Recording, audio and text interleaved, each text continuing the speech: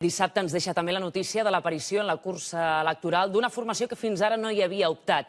La CUP, la candidatura d'Unitat Popular, amb implantació només als ajuntaments, fa el salt i vol ser al Parlament.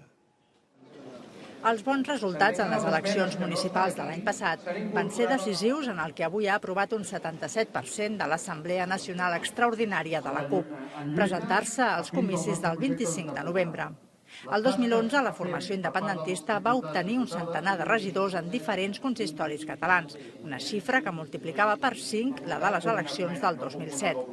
Ara, la candidatura d'Unitat Popular referma els seus principis. Que aquesta independència serveixi per avançar en una transformació social que porti unes garanties i uns drets democràtics i socials més avançats. Fonamentalment en la situació d'ara revertir les retallades que estan provocant que els països catalans estiguem parlant d'un nivell de 3 milions de pobres i de 2 milions d'aturats. El candidat a la presidència serà el periodista David Fernández, que recorda que la formació té una llarga trajectòria.